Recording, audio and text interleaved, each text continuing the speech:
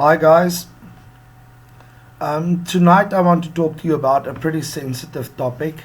Actually, two topics. The one deals with how to present yourself during an interview, which I've briefly covered in some of my other videos. And another topic is how to spot a scam, or which companies to be careful of, which signs to look for to indicate that a company that you might be applying for or working for might not pay you or has no intention of paying you ever.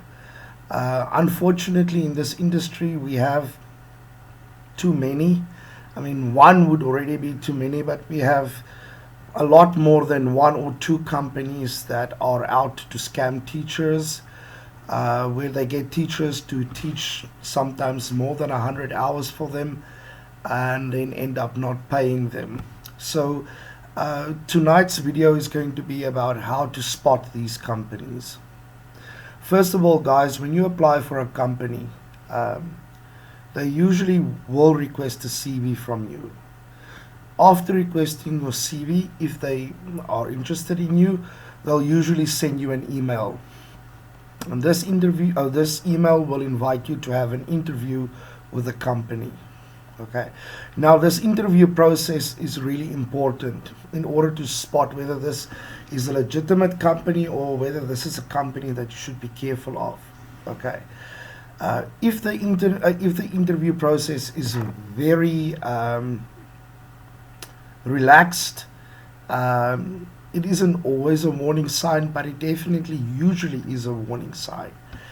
If the internet process is simply a list of random questions regarding your employment history, if it seems rushed off, if they don't ask you questions with regards to where you come from, how much teaching experience you have, and what qualifications you have. If they don't ask you those questions, guys, be really careful, okay? Because any legitimate company will require that information from you, okay?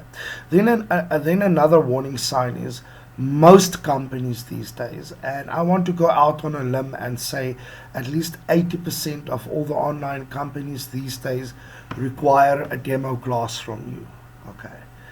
Now, there are companies that don't require a demo class, and I can't put them all under one umbrella of hoaxes or scams. That would be unfair. But a company who simply interviews you and appoints you on the spot is definitely a company that you should be wary of, because this contradicts the standard procedure for employment. I have applied to countless companies, and as I said, just about 80% of them would have an interview with you, and then after the interview, they would also invite you to do a demo class with them. The demo classes can take many different forms. Often they invite you to do a demo class on their platform. They'll send you a link and with a username and password, and then you enter their platform, and then you do the demo class from their platform. Other demo classes are not quite as structured, but there will be an interviewer sitting there pretending to be a 6 or a 9-year-old or a 10-year-old student, and then you have to present a class based on material that they've sent you. If a company seeks to employ you and they don't invite you to do something like that, be careful. All right. These companies usually don't care about the standard of the teachers that they employ. In other words, the scamming companies would definitely only use you for your hours. And so they would not be too interested in your capacity as a teacher. Therefore, they're not going to overinvest in the filtering process or elimination process of teachers. So they'll just about take anybody that is willing or gullible enough to work those hours for them. And then they spend only a few minutes on the interview process and the demo process.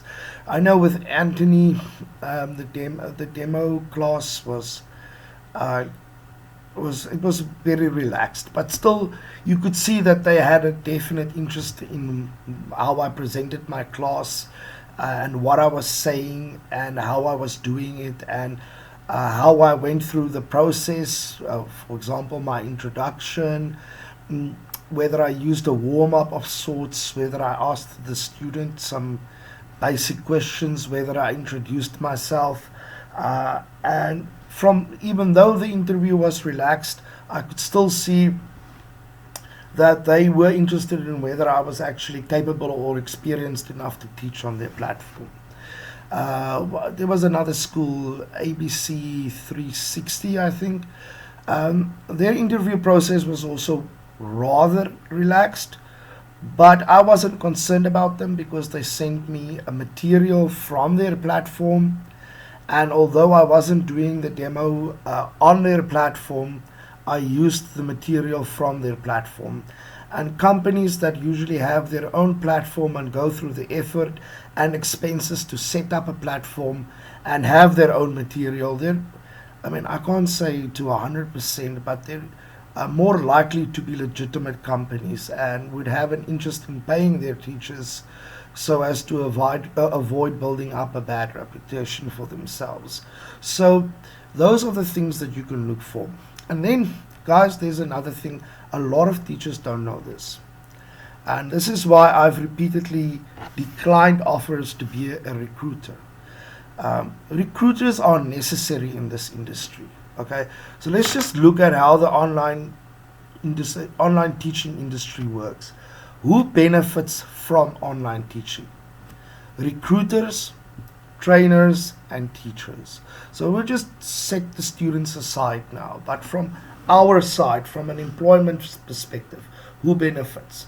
Recruiters, employers, and the teachers. Okay. So I have noticed that many Chinese companies actually get recruiters. Now let me be careful. I don't want to attack the Chinese schools specifically.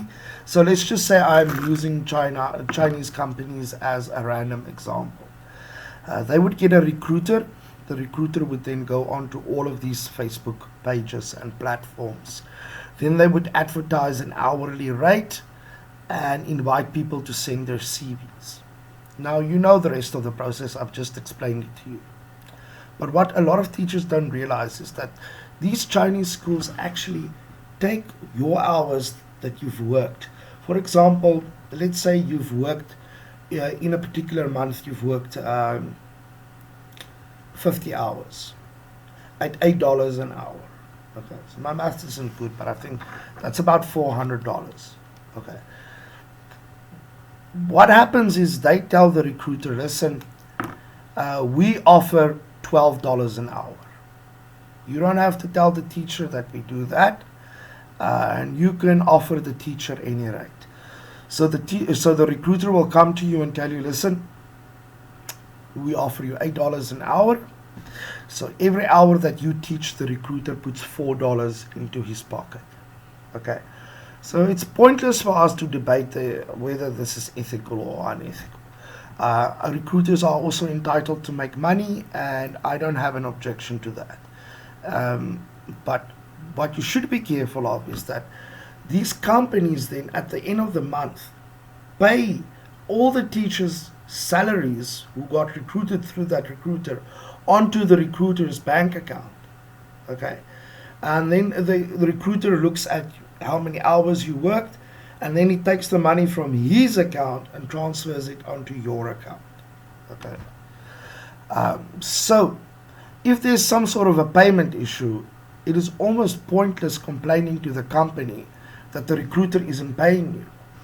Because by the time you realize that there is a payment issue, the company has probably already paid the money into the recruiter's bank account. And from what I can gather, and from my experience, and I've bumped my head with some companies in the past before. Once the recruiter has the money, he's either going to pay you or you're not going to get your money. Okay, so I heard about this one American girl who actually went all the way, got a lawyer, sued them, and got the money. But You and we all know that's realistically not the standard. So the recruiter you work with is really important. So let's say hypothetically the majority of recruiters will actually transfer you the money that you're entitled to. Let's give them the benefit of the doubt. A lot of recruiters, however, that would ordinarily be willing to pay you would do the following. Let's say, for example, you get dismissed. Internet connection, maybe not because you were incompetent as a teacher or whatever, but there could be a million reasons for you being dismissed. Some Chinese companies sometimes just say, and I've heard this more than once, okay, well, we are switching over to only native speakers, and we don't employ non-native speakers anymore. Now, what goes on in the recruiter's head at this stage? Let's say dishonest recruiters. They will say to themselves, okay, I will not make any commission from this teacher ever again. So then your money gets paid into that recruiter's bank account, and that recruiter might just think, what the hell? I'll keep the money. I'm not going to make money from this teacher ever again. And then you end up losing $400. And what can you do about that? Very little. What I do try to do, and it does seem to work to a certain extent, is that if any of you have a bad experience with a company not paying you, I expect you to drop me an inbox or post on our page so that we can all know. And then we just make sure that other SAFAs don't get exposed to those companies. But be careful of that, because the companies themselves would not be very reluctant, because they have an interest in protecting their reputation. But I don't know why, but they have this mentality of they feel that they have fulfilled their commitment towards their teachers the second they've paid the money over to the recruiters. Okay, so you need to have a pretty good trust relationship with the recruiter that gets you into the school. Because if something goes wrong and it's an unethical recruiter, they'll just not pay you. Because they've got nothing to lose. They might say to themselves, okay, this month I'll keep the $400 because I'm never going to make any money out of this teacher. Delete, block, you never hear from that guy again. So what do we do in response to this? We name and shame. That works very well. I posted quite recently about YU and how they were not paying, and then I found out the same company owed some other teachers over $600 in salaries, and several other teachers complained that the same recruiter that I was complaining about treated them very badly, borderline abusively. And I saw that admins from other pages actually copied the post I made and pasted it onto their page. Okay, so it's not about being spiteful. I think you might say that you have a bit of a social responsibility towards other teachers to report these guys. Is there any foolproof way of preventing these companies from scamming you? Absolutely not. But if you follow these guidelines that I've just given you, it will definitely help to prevent unnecessary situations that can be avoided. I'm sure most of us can't afford to waste 30 hours of our lives so that some recruiter on another continent can buy his girlfriend jewelry. I don't think, I'm not in on that boat. And you know, by the time it happens to you, it really doesn't help for you to throw your toys, because it doesn't matter how angry you get. There's actually, technically there is legal recourse, but from a practical perspective, you'll never see that money. The only thing you can do is to name and shame. And I would really actually expect any of you who's watching this video to in fact do that. Because the purpose of our page is to help and support each other. We might not always agree on everything, fair enough, But I mean, ultimately, at the end of the day, from what I've seen in the past 6 months on our page, we've actually been very supportive towards one another. And I would like us to continue on that trend if possible. All right, so I've covered that. And that's really important.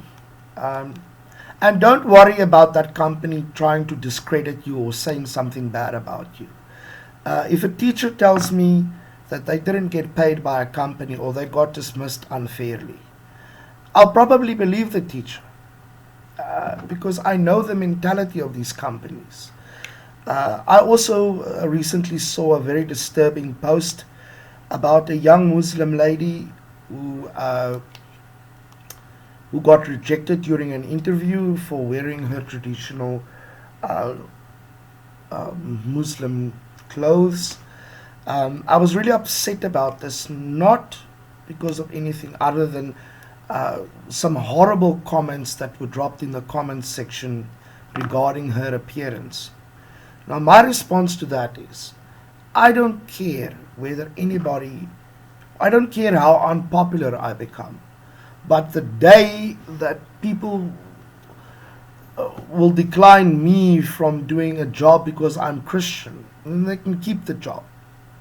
I know we're all suffering, but I mean, somewhere we've got to draw a line in the sand. Um, she said very clearly she's not sure whether that was the case. I would probably guess that that was the case because many of these countries, and I'm not going to name again, it sounds like I have a bias against them, which is really not the case. But some of these countries are not religious countries. You don't have individual rights and freedoms at all.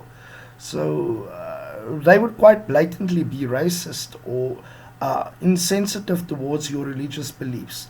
That does not mean that we need to always jump as high as they ask us to. So yes, we can always adjust and try our best, but guys, it's not worth it. Um, I believe in serendipity, and I read a quote which said, when they arrested the Muslims, I said it's fine, I'm not a Muslim, so they can arrest them. When they arrested the Jews, I said it's fine because I'm not a Jew, they can arrest them. And when they came to arrest me because I'm a Christian, there was nobody left to help me. Okay, so what that basically says to me is that we should be considerate of one another, and we live in a dynamic, diverse society, and we should not have to tolerate companies expecting us to forfeit our religious beliefs. If I wear a cross around my neck and somebody dismisses me or rejects my application, then you know what? Then keep the job. And I don't say that easily because I have struggled. I'm no better than anybody here, and I have gone through some tough times in my life, most especially when I came back from Thailand and the 5 months in Thailand when we had lockdown and nobody could teach. And we were, for all practical purposes, unemployed, and we had no flights home. So I know about suffering. But having said that, I'm not going to let any company tell me that I am not allowed to wear a religious, or I'm not allowed to dress as a Christian or as a Muslim just because they have a problem with that.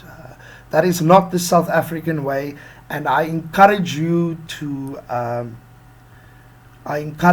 hold on to your identity, whether you're a Christian, a Muslim, or an atheist. It doesn't matter. Do not let corporate entities dictate to you who and what you are. And sorry, I'm not usually this sentimental in my videos, but that upsetted me a lot. Guys, yes, that is what I wanted to cover. And like I said, on Friday, I'm just compiling a nice list for you. But on Friday, I will post a video regarding companies, mostly from Europe, that are employing teachers, because I think everybody on our page, everybody's just running to BetaKid and iTutor and all the old schools that have been around, and These schools are being fed so many teachers, and which is why they're dropping their hourly rates, because they can set demands any way they want to, because they dismiss one teacher and there's 20 on their waiting list. So some Latin American schools that I know of, I will mention in the video. Some incredible European schools, really, really incredible, and they will not care what color your skin is. They don't care what your religious beliefs are, nothing. And none of them will pay you less than $8 or $9 an hour. None of the ones that I know. This does not include Russian schools. There are some good Russian schools who I also mentioned in the video. I'm specifically referring to European schools. And I've shifted my entire, well, not my entire, but the absolute majority of my income I earn from European schools now. And I thank God for that blessing, because I really don't have to put up with these inconsistent, how would I say, smaller companies or bigger companies who treat you very badly, because to them you're very replaceable. What is that movie? What was it called? Anyway, you're very, it's like I said, they fire one and you've got 20 others waiting, even more. Anyway, guys, I wish you all the best. Please be careful. Don't let these schools rob you of your hours, and don't let them put you in a jeopardizing position. All right? And I promise you tonight, none of these schools will be allowed to respond negatively to any complaint that you put out on our page. Okay? So I'll always give the teachers who complain about a company the benefit of the doubt.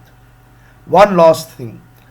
If somebody advertises on our page, okay, and they say, I'm working for a company, they're looking for teachers, these are the details, you can apply to them.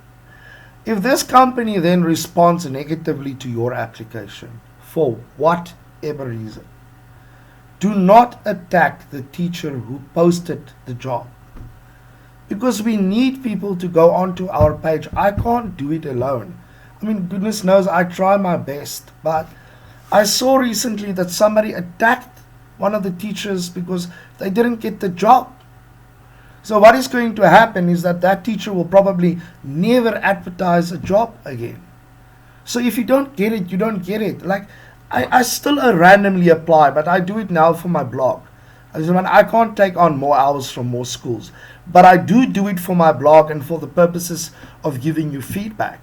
And I still get turned down. The ratio of getting employed to being turned down has changed like significantly. But some schools don't want a 40-year-old male to teach 6-year-old kids. So, I mean, each school has its own preference, and there's nothing to say or to do about that. But please don't blame the teacher who posted the ad, especially if that teacher did not put a referral code in. Because if there's no referral code, that teacher actually just sat and thought, shame, let me help some of the other teachers who have trouble getting a job. They're doing it for free. Okay. Yes, sure, if somebody is officially a recruiter or has a referral code, then, or you can comment. I mean, you can complain about the school. It's an open forum, like I say many times, and I try to stick to my word, but don't attack the teacher if the school turns you down. It happens. They might not like your face. So doesn't mean anybody has an ugly face. They just, or the person who's the HR manager or the interviewer might just be having a bad day and you don't get employed. But it's not the fault of the teacher who posted the ad. So please, let's look after each other and be supportive. And like I said, I need as many teachers to help me in this mission of trying to spread the knowledge, to go a little bit against the stream, to try and give South Africans a reasonable opportunity at getting a type of income from which you can build, even if it's just a modest lifestyle. But trust me when I tell you, you're more than capable of making double what a South African in-class teacher makes online. It just takes time and patience, but if you're having a bad day or stressed out, let us not attack each other, and let's continue to be supportive and help each other. Okay. Thank you guys. Have a good night, and I will post for you that video on Friday. All right. And I'll try to get as many companies into that interview, and I'll review the companies, and Haneli will also review them with. So most of these companies implicitly we've applied to and have been approved to and done interviews with, or I worked for, or either which way. And I will try to get as long a list for you as possible. All right. I wish you all the best and good hunting, guys.